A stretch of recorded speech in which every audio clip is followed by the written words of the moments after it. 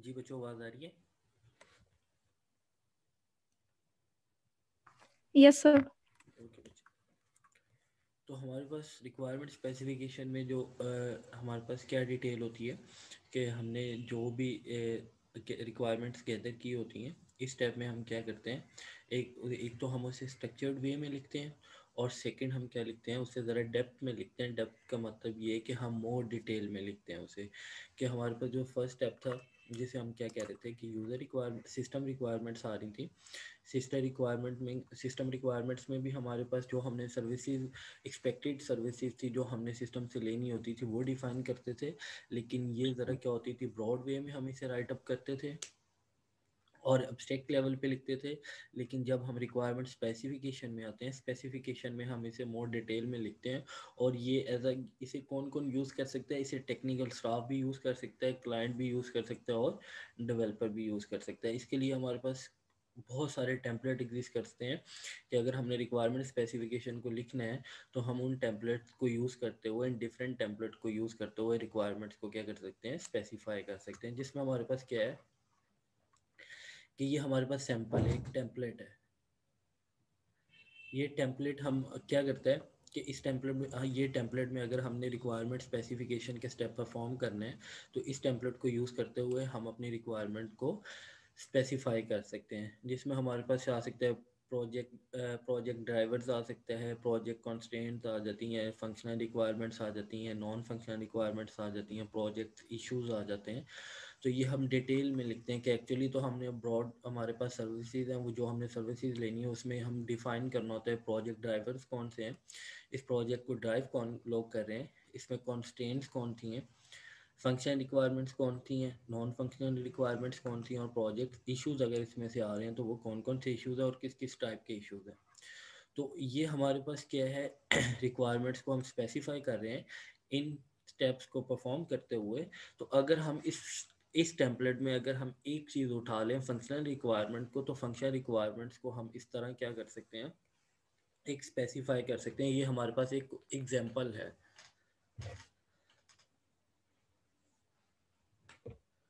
कि functional requirements अगर हमने डिफ़ाइन करनी है, तो फंक्शन रिक्वायरमेंट्स में अगर हम एग्जांपल ले लेते हैं, किसी भी यूनिवर्सिटी मैनेजमेंट सिस्टम की बात कर लेते हैं, एजुकेशन मैनेजमेंट सिस्टम की बात करते हैं, तो उसमें जो फंक्शन रिक्वायरमेंट्स होंगी, जिस ये हमारे पास क्या है, तो ओवरऑल रिक्वायरमेंट स्पेसिफिकेशन, उसमें से हमने एक पार्ट उठाया है जिसे हम, जिसकी हम एग्जांपल को देखने जा रहे हैं, फंक्शनल रिक्वायरमेंट्स की। तो फंक्शनल रिक्वायरमेंट्स कैसे डिफ़ाइन की गई होंगी कि उसमें कुछ होंगी स्टूडेंट रिलेटेड सर्विसेज होंगी, टीचर रिलेटेड सर्विसेज भी हो सकती हैं, सिस्टम रिलेटेड रिक्वायरमेंट्स भी हो सकती हैं, और परफॉर्मेंस बेस्ड भी रिक्वायरमेंट्स हो सकती हैं। तो अगर स्टूडेंट रिलेटेड होंगी तो वो क्या होंगी, student can add, drop and change course, student can check which sections of a certain course are available, student can check the tuition fees। ये कौन सी रिक्वायरमेंट्स आ गई हैं, ये स्टूडेंट रिलेटेड रिक्वायरमेंट्स आ गई हैं। इसी तरह कुछ टीचर रिलेटेड सर्विसेज भी होंगी। अब टीचर क्या सर्विसेज ले सकती हैं इस इंटरप्राइज सिस्टम से, the professor can set the limit of number of student in his और हर क्लास के। जो प्रोफेसर, ये टीचर्स होंगे, वो एक लिमिट लगा सकते हैं कि उसकी क्लास में इतने बच्चे इनरोल हो सकते हैं। any user can view any course offered in this year। तो ये जितने भी रिक्वायरमेंट्स हैं, let's suppose requirement 1 to requirement 22 हैं, ये हमारे पास डिफरेंट टाइप्स की रिक्वायरमेंट्स हैं, लेकिन ओवरऑल जो रिक्वायरमेंट्स हैं ये किस में एग्जिस्ट करती हैं, ये फंक्शनल रिक्वायरमेंट में एग्जिस्ट करती हैं। तो हम इस तरह रिक्वायरमेंट्स को स्पेसिफाई करेंगे यूजिंग नेचुरल लैंग्वेज। इसी तरह हम क्या कर सकते हैं, नॉन फंक्शनल रिक्वायरमेंट्स आ जाती हैं। Must be testable, so should be expressed quantitatively using an expected metric और स्पेशली डिजाइन वर्ड। इसमें क्या होता है कि हमने क्या करना होता है, क्वांटिफाई करना होता है। कि लास्ट टाइम भी हमने जो पुअरली रिटर्न रिक्वायरमेंट्स देखी थी, तो उसमें हमारे पास जो इश्यूज आ रहे थे, तो हमने क्वांटिफाई नहीं किया था उसमें चीज़ों को कि कितनी क्वांटिटी में अगर होगा तो वो एक बैड होगा, ये कितनी क्वांटिटी में होगा तो उसे हम गुड समझेंगे। तो जब भी हम नॉन फंक्शनल रिक्वायरमेंट्स की बात करेंगे, तो नॉन फंक्शनल रिक्वायरमेंट्स में हमें ये चीज़ों को आइडेंटिफाई करना होगा कि इसकी स्पीड कितनी होनी चाहिए, साइज़ कितना होना चाहिए, ईज़ ऑफ यूज़ कितना है, रिलायबिलिटी कितनी है उसकी, रूबस्टनेस कितनी है, उसकी पोर्टेबिलिटी कितनी है, ये सारी आपके पास किस में आ जाती है, नॉन फंक्शनल रिक्वायरमेंट्स में आ जाती है। कि अगर आप स्पीड की बात करोगे कि कहीं पे भी नॉन फंक्शनल रिक्वायरमेंट में आप बात करोगे कि आपके पास जो प्रोसेस है उसकी स्पीड इतनी होनी चाहिए, जो आपके पास आउटपुट आ रही है वो इतने सेकंड में आनी चाहिए, तो आपको उसमें क्वांटिफाई करना होगा कि इतनी स्पीड होगी तो ये एक अच्छी आपके पास आउटपुट आ रही है। अगर इतने टाइम से कम में, अगर ज़्यादा में आपके पास आउटपुट आ रही है तो वो एक पुअर की स्पीड कंसीडर की जाएगी। इसी तरह उसका कुछ साइज़ होगा तो उसे क्वांटिफाई करोगे कि इतना साइज़ होगा, किलोबाइट्स इतना होगा, इतने कोड का साइज़ होगा, तो वो एक अच्छा कोड कंसीडर किया जाएगा, एक अच्छा साइज़ कंसीडर किया जाएगा। अगर उस थ्रेश होल्ड से अबव हो जाएगी साइज़, तो वो एक अच्छा साइज़ कंसीडर नहीं किया जाएगा। ईज़ ऑफ यूज़ होना चाहिए कि आपके पास जो आपने सिस्टम बनाया है उसे यूज़ करना कितना आसान है, कितने टाइम आप ट्रेनिंग लोगे तो उसके बाद आप वो सिस्टम को यूज़ कर सकते हो। आपकी उसके साथ अंडरस्टैंडिंग डेवलप हो जाएगी, तो जितने कम ट्रेनिंग टाइम में आपकी सिस्टम के साथ अंडरस्टैंडिंग ज़्यादा डेवलप होगी तो उतना ही ईज़ ऑफ यूज़ उसका अच्छा होगा। रिलायबिलिटी में आप चेक करते हो कि कितने टाइम के बाद किन इश्यूज़ पे अगर ये प्रॉब्लम्स अगर होती हैं तो क्यों हमें कि ये फेल होने के चांसेस तो नहीं है, हम कितने टाइम के लिए इस पर रिलाई कर सकते हैं, कि कितनी इसकी रिलायबिलिटी टाइम है। हो सकता है 1 ईयर रिलायबिलिटी हो सकता है 2 ईयर्स रिलायबिलिटी हो सकता है कि उसकी रिलायबिलिटी फॉर एवर हो। तो ये चीज़ें भी हमें डिस्कस करनी होती हैं किस पे, नॉन फंक्शनल रिक्वायरमेंट में। रोबस्टनेस में क्या आता है कि आपने देखना होता है कि अगर आप सिस्टम उस सिस्टम को यूज़ कर रहे हो, तो अगर वो कहीं ना कहीं जाके फेल हो जाता है, वो क्या हो जाता है, वो क्रैश कर जाता है, तो कितने टाइम के बाद, कितने इंटरवल ऑफ टाइम के बाद दोबारा वो अपनी पुरानी स्टेट में आ जाएगा और आप सिस्टम को यूज़ कर सकते हो।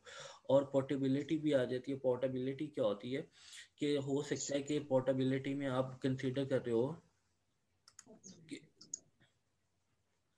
पोर्टेबिलिटी में आप कंसीडर कर रहे हो कि आपने सिस्टम बनाया है वो लेट्स सपोज एक जावा लैंग्वेज में बनाया है या सी शार्प लैंग्वेज में बनाया है, तो उसमें आपके पास उसके डेटाबेस भी आपको ऑब्वियसली होगा जिसमें आप साथ साथ डेटा को स्टोर कर रहे हो।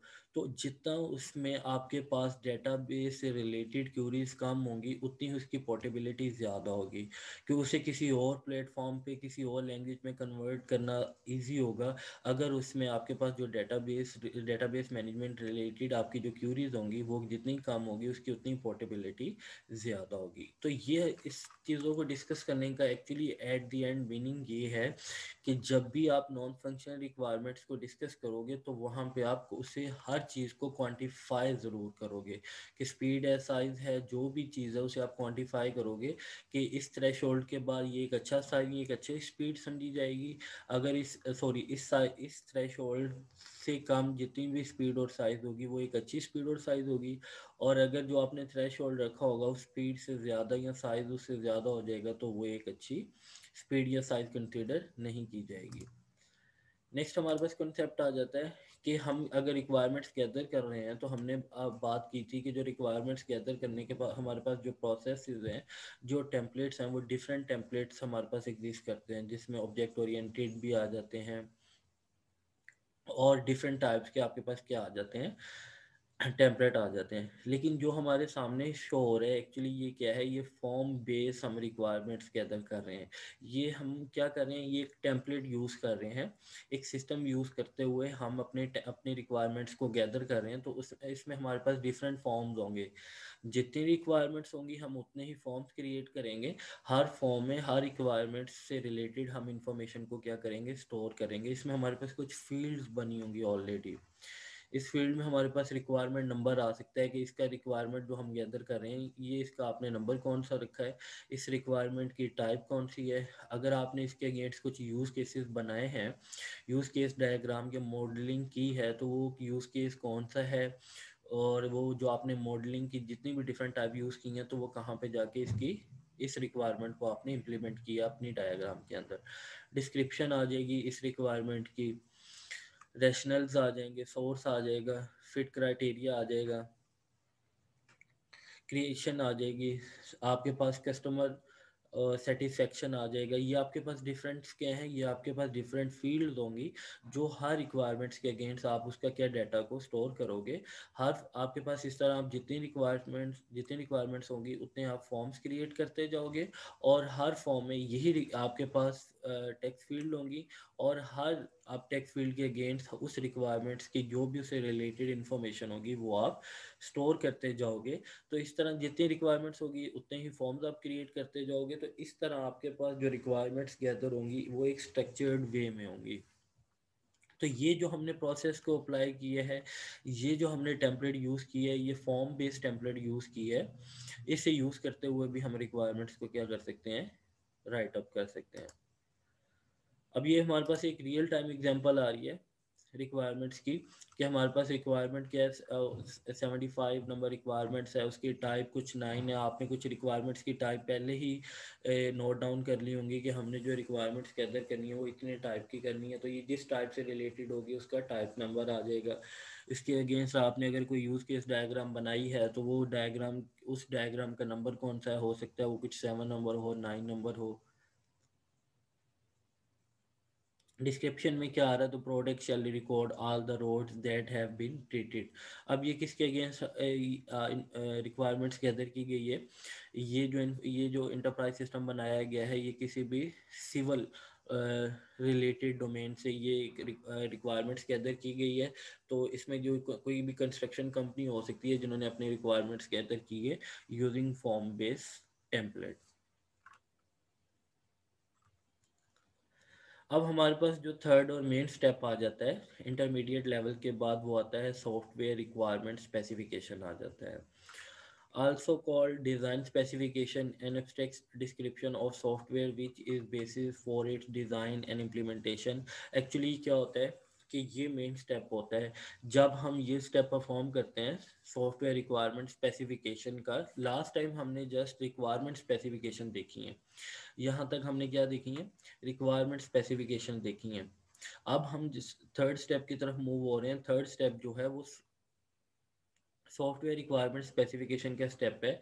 इसमें क्या होता है कि आप जो आपकी रिक्वायरमेंट्स होती हैं उसे इतना डिटेल में लिखते हो, इतना स्ट्रक्चर्ड में लिखते हो, इतना वेल ऑर्गेनाइज वे में लिखते हो कि इसे हम डिज़ाइन स्पेसिफिकेशन भी कहते हैं। डिज़ाइन स्पेसिफिकेशन क्यों कहते हैं कि इसको देखते हुए, सॉफ्टवेयर रिक्वायरमेंट स्पेसिफिकेशन डॉक्यूमेंट को देखते हुए जो सॉफ्टवेयर वो क्या होते हैं, डेवलपर्स होते हैं, सॉफ्टवेयर डेवलपर्स, वो इसे देखते हुए, इस डॉक्यूमेंट को देखते हुए अपनी इम्प्लीमेंटेशन करते हैं, कि वो इस डॉक्यूमेंट को रीड आउट करते हैं, जो भी चीज़ें होती हैं इन्हें यूज़ करते हुए वो इम्प्लीमेंटेशन करके टेस्टिंग फेज में सेंड करते हैं। तो एक्चुअली इसलिए इसे डिज़ाइन स्पेसिफिकेशन भी कहते हैं, क्योंकि इसमें इतना डिटेल इंफॉर्मेशन होती है जिसे देखते हुए एक सॉफ्टवेयर डेवलपर अपनी डिज़ाइन लेवल को भी इम्प्लीमेंट कर सकता है। Such a specification is included mostly as a part of system contract and is the basis of designing system acceptance test। कि ये क्या हो सकता है, ये एक सिस्टम कॉन्ट्रैक्ट भी हो सकता है कि इसमें इतनी इंफॉर्मेशन स्ट्रक्चर्ड और डिटेल में होती है, इतनी वेल ऑर्गेनाइज वे में होता है कि ये एज अ कॉन्ट्रैक्ट भी यूज़ होता है। और इस डॉक्यूमेंट को देखते हुए जो आपके पास डिज़ाइनर्स होते हैं, जो आपके पास सॉफ्टवेयर डेवलपर्स होते हैं, वो इसे देखते हुए अपने सिस्टम को क्या करते हैं, डिज़ाइन करते हैं।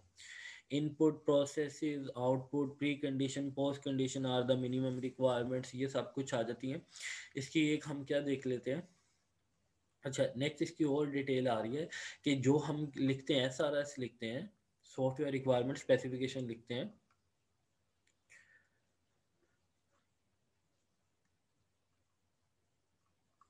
जी, वो किस में लिखते हैं, वो नेचुरल लैंग्वेज में लिखते हैं।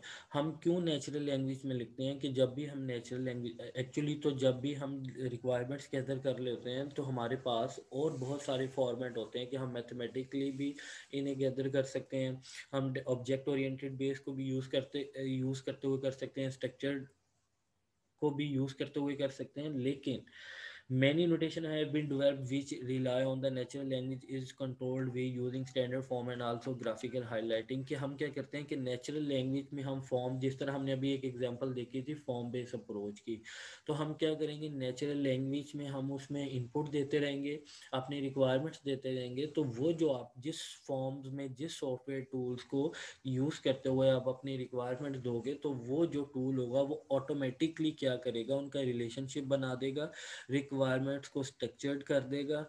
और जब नेचुरल लैंग्वेज में हम काम कर रहे होंगे तो हो सकता है कि अगर लेट्स सपोज हम मैंने अभी कहा है कि इसकी जो रिप्रेजेंटेशन होती है वो मैथमेटिकल फॉर्म में भी हो सकती है। हम नेचुरल लैंग्वेज की जगह मैथमेटिकल फॉर्मेट को यूज़ करते हुए भी स्पेसिफिकेशंस को अप्लाई कर सकते हैं। लेकिन अब इससे रिलेटेड जब हमारे इंटरप्राइज सिस्टम से रिलेटेड बहुत सारे लोग होते हैं, जिस तरह हमारे पास क्लाइंट्स होते हैं, फिर जो रिक्वायरमेंट्स गैदर कर रहे होते हैं वो लोग होते हैं, फिर जो इम्प्लीमेंट कर रहे होते हैं वो लोग होते हैं, फिर वो लोग होते हैं जो आपके सिस्टम को टेस्ट कर रहे होते हैं। तो इस तरह बहुत कम पॉसिबिलिटी होती है कि अगर हम मैथमेटिकल फॉर्मेट यूज़ करेंगे, मैथमेटिकल नोटेशन को यूज़ करेंगे, तो जितने भी इससे रिलेटेड लोग हैं जो इस इंटरप्राइज सिस्टम पे काम कर रहे हैं या इससे जुड़े हुए हैं, वो उस मैथमेटिकल नोटेशन को समझ सकें। हो सकता है 50% लोग मैथमेटिकल नोटेशंस को समझ जाएं, हो सकता है 50% लोग मैथमेटिकल नोटेशन को समझ ना सकें। तो इसलिए कि इससे रिलेटेड जितने भी लोग हैं वो इसकी रिक्वायरमेंट्स को पढ़ सकें, इजीली एनालिसिस कर सकें। तो इसलिए जो हम इसकी लैंग्वेज रखते हैं वो नेचुरल लैंग्वेज रखते हैं। इसके अलावा भी हमारे बहुत सारे स्टैंडर्ड्स हमारे पास एग्जिस्ट करते हैं, जैसे कि the form structure will very depending on the requirement structuring techniques, के हम डिफरेंट वे से रिक्वायरमेंट्स को स्ट्रक्चर कर सकते हैं। हम फंक्शनल भी यूज़ कर सकते हैं, डाटा अप्रोच भी यूज़ कर सकते हैं, ऑब्जेक्ट ओरिएंटेड बेस भी हम फॉर्मेट को यूज़ कर सकते हैं। तो हमारे पास बहुत सारे फॉर्मेट एग्जिस्ट करते हैं जिन्हें हम यूज़ करते हुए रिक्वायरमेंट्स को क्या कर सकते हैं, स्पेसिफाई कर सकते हैं। जिसमें से फंक्शनल ओरिएंटेड जो है वो सबसे ज़्यादा कॉमन टेक्निक है जो कि रिक्वायरमेंट स्पेसिफिकेशन में यूज़ होती है। अब फंक्शन ओरिएंटेड में क्या होता है, a form-based approach fits well with formal mathematical specification. A formal specification can be defined and paragraphed in a set of forms, or a formal specification can be defined from the structured form and used to refine the requirement specification. इसमें क्या होता है कि अगर हमने जिस तरह बात की है कि हम रिक्वायरमेंट्स को स्पेसिफाई करना है, तो हमारे पास बहुत सारी टेक्निक्स एग्जिस्ट करती हैं कि हम फंक्शनल बेस्ड टेक्निक्स को भी यूज़ करते हुए इससे स्ट्रक्चर कर सकते हैं, डेटाबेस टेक्निक्स को भी यूज़ करते हुए स्ट्रक्चर कर सकते हैं, और ऑब्जेक्ट ओरिएंटेड बेस यूज़ करते हुए भी हम अपने डॉक्यूमेंट को क्या कर सकते हैं, स्ट्रक्चर कर सकते हैं। लेकिन हम कह रहे हैं कि जो फंक्शनल है वो सबसे ज़्यादा कॉमन है जब हम स्पेसिफिकेशंस का स्टेप परफॉर्म कर रहे होते हैं। तो उसमें क्या होता है कि जिस तरह हमने अभी फॉर्म बेस की बात की, तो फॉर्म में क्या थी कि जितने भी उससे रिलेटेड फंक्शन होते थे हम उतनी फील्ड्स बना के उस रिक्वायरमेंट्स के अगेंस्ट इंफॉर्मेशन को क्या कर रहे थे, गैदर कर रहे थे। तो इससे का हमारे पास बेनिफिट क्या होता है, इसका बेनिफिट ये होता है कि अगर हम फॉर्म बेस अगर यूज़ करेंगे, फॉर्म बेस अप्रोच को यूज़ करते हुए रिक्वायरमेंट्स को गैदर करेंगे, तो ये क्या होगा, एक से एक वेल ऑर्गेनाइज्ड वे में हमारे पास रिक्वायरमेंट्स गैदर करता रहेगा, टूल गैदर करता रहेगा। तो ऑटोमेटिकली वो क्या कर सकता है, टूल जितने भी रिक्वायरमेंट्स हमने गैदर कर ली हैं उसे मैथमेटिकल फॉर्मेट में कन्वर्ट कर सकता है। क्योंकि सारी उसके अगेंस्ट जो टूल होगा उसमें जो इन्फॉर्मेशन आ रही होगी, जो हमारे पास रिक्वायरमेंट्स आ रही होंगी, वो सारी की सारी रिक्वायरमेंट्स फॉर्म बेस्ड रिक्वायरमेंट्स होंगी। उसके अगेंस्ट कुछ स्पेसिफिक फील्ड्स बनी होंगी जिसमें हमारे पास रिक्वायरमेंट्स का डाटा आ रहा होगा। तो वो ऑटोमेटिकली क्या करता रहेगा, रिक्वायरमेंट्स हम अपनी फील्ड हर रिक्वायरमेंट्स के अगेंस्ट हम एक फॉर्म फिल करेंगे।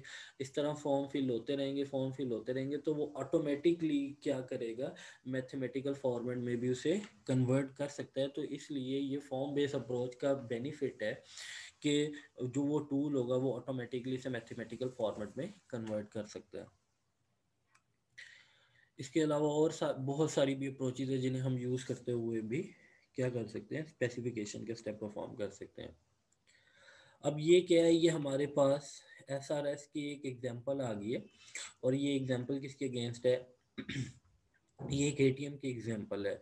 इसमें जो अप्रोच यूज़ की गई है रिक्वायरमेंट स्पेसिफिकेशन के लिए, जो आपने टेक्निक यूज़ की है वो फंक्शनल अप्रोच है।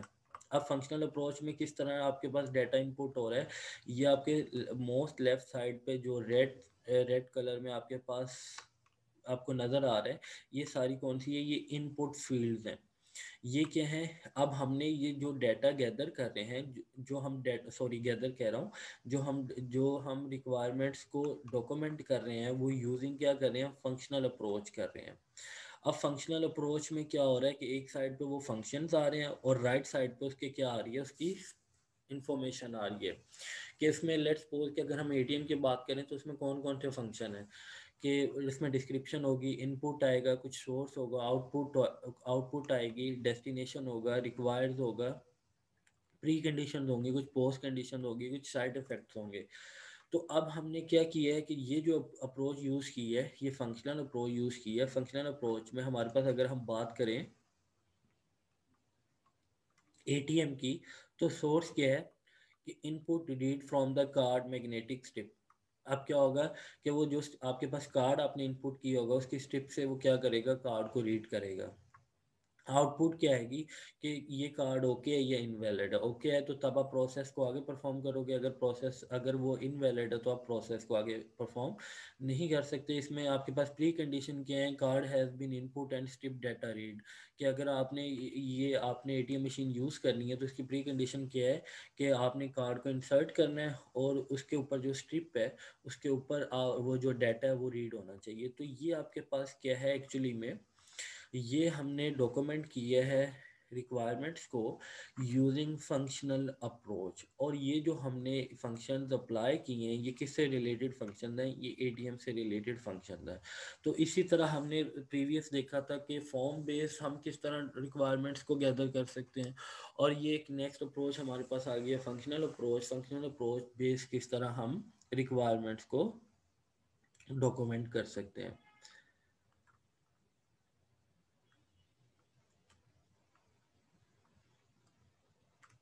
अब वही बात आ गई है कि हमने रिक्वायरमेंट्स को क्या करना है, डॉक्यूमेंट करना है। तो हमारे पास बहुत सारे टेम्पलेट एग्जिस्ट करते हैं जो आपके सामने शो हो रहे हैं। इनमें से कोई भी टेम्पलेट को यूज़ करते हुए आप क्या कर सकते हो, अपनी रिक्वायरमेंट्स को डॉक्यूमेंट कर सकते हो। Importance of SRS, it serves as a basis of communication among all parties। ये क्या करता है, among all parties के दरमियान ये कम्युनिकेशन के लिए यूज़ होता है। अब इसमें पार्टीज़ क्या हो सकती हैं, इसमें एक क्लाइंट हो सकता है, इसमें आपके पास आईटी रिलेटेड लोग हो सकते हैं, इसमें आपके पास डिज़ाइनर हो सकते हैं, इसमें आपके पास क्या हो सकते हैं, जो इसे टेस्ट कर रहे हैं वो हो सकते हैं। तो जितने भी इससे कंसर्न लोग होंगे वो आपकी पार्टीज़ कंसीडर की जाएंगी। फॉर्मली और informally it represents an agreement among the various parties. तो ये कहता है एग्रीमेंट के लिए यूज होता है डिफरेंट पार्टीज में। It serves as a software manager reference standard. It serves as an input to the design and implementation। और ये डिज़ाइन और इम्प्लीमेंटेशन जो लोग कर रहे होंगे उनके लिए भी यूज़ होता है।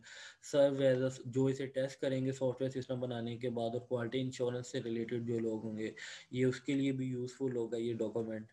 It control the evolutionary of the system throughout the development phase of the project as a new features।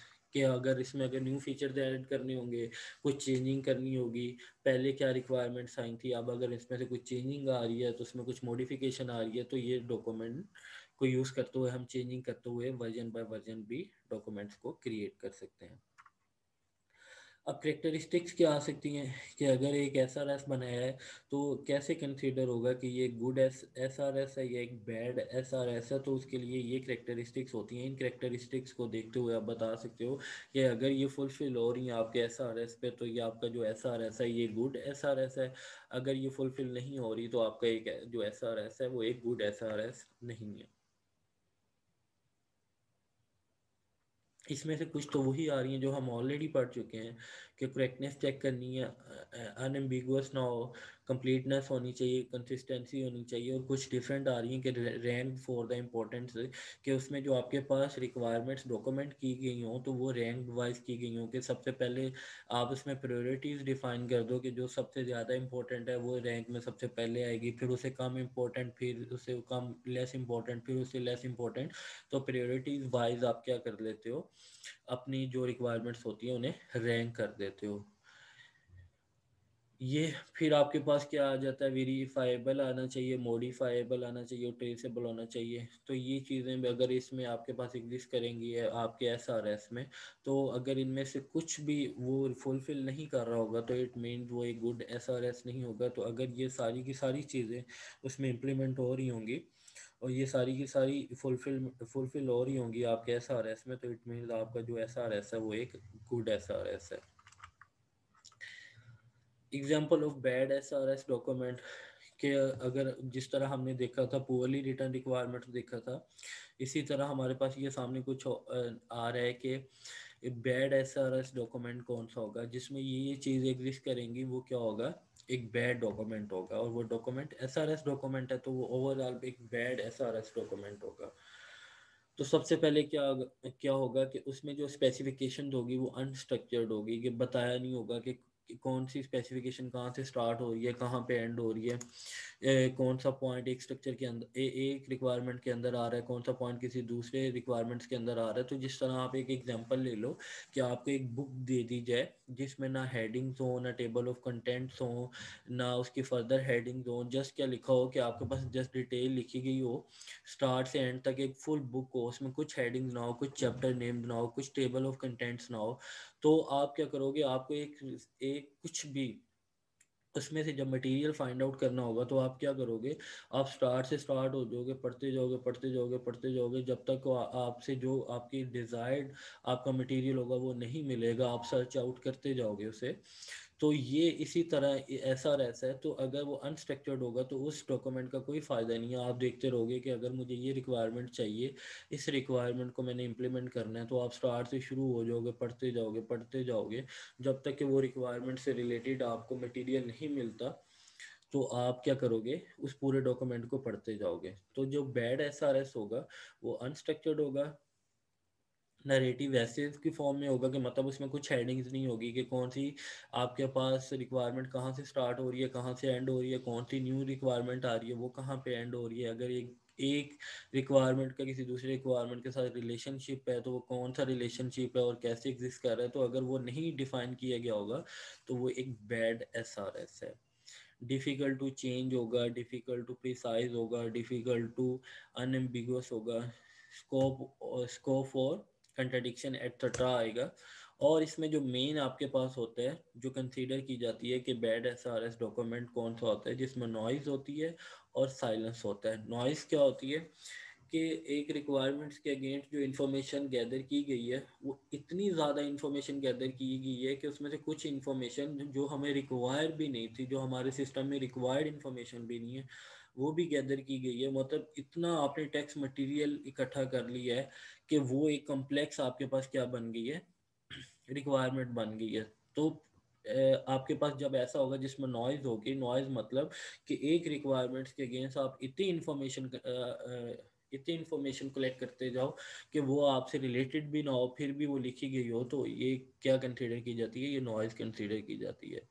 Second क्या है, साइलेंस है। साइलेंस ये है कि एक रिक्वायरमेंट्स के अगेंस्ट इतनी कम इंफॉर्मेशन गैदर की गई है कि जिससे हम देखते हुए उस रिक्वायरमेंट को इम्प्लीमेंट नहीं कर सकते।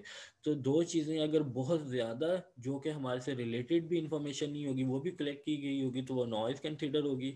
और अगर जो हमारी रिक्वायर्ड इंफॉर्मेशन होगी तो बहुत कम इंफॉर्मेशन उसके अगेंस्ट लिखी गई होगी तो उसे क्या कहेंगे, साइलेंस कहेंगे।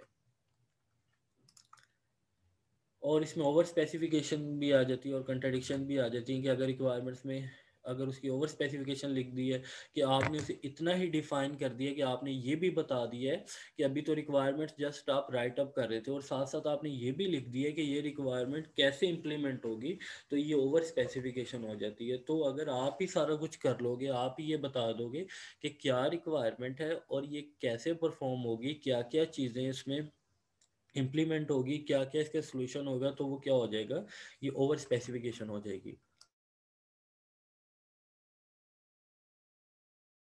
तो इतनी ज़्यादा भी स्पेसिफिकेशन नहीं होनी चाहिए कि आप ये भी डिफाइन कर दो कि ये रिक्वायरमेंट इम्प्लीमेंट भी कैसे होनी है।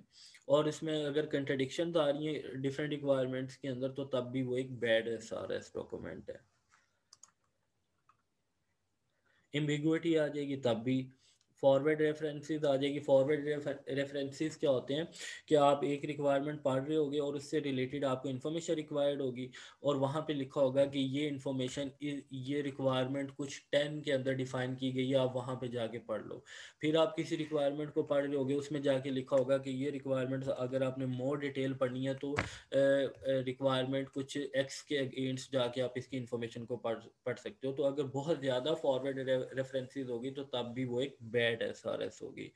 विशफुल थिंकिंग क्या होगी कि आप जस्ट उसमें वो चीज़ें डाल दो जो जस्ट आपकी विशेज़ की बेस पे होगी, और एक्चुअली में वो सिस्टम का पार्ट बनना लाजमी नहीं है। जस्ट वो आपकी जो आपकी डिज़ायर होंगी उसकी बेस पे आपने लिखा होगा कि ये हो जाएगा तो ये अच्छा लगेगा सिस्टम, ये हो जाएगा तो अच्छा लगेगा सिस्टम, और एक्चुअली में उसकी ज़रूरत भी ना हो तो वो भी एक बैड एसआरएस होती है। तो यहाँ पे बच्चों अपना लेक्चर वाइंड अप करते हैं। नेक्स्ट में हम इसके कुछ देखेंगे रिक्वायरमेंट्स को डॉक्यूमेंट करने के लिए IEEE का स्टैंडर्ड क्या है, उसके बाद RUPSRS टेम्पलेट का डिफरेंस क्या है एज़ कम्पेयर टू IEEE, और नेक्स्ट में हम कुछ डायग्राम्स देखेंगे कि अगर हमने SRS को इम्प्लीमेंट करना है तो उसके अगेंस्ट अगर हमने मॉडलिंग करनी है तो हम किस किस टाइप की डायग्राम्स को यूज़ करते हुए कर सकते हैं। तो अब आप लोगों के पास 1 मिनट है, आप जल्दी से चैट में अपनी अटेंडेंस सेंड कर दो सब लोग।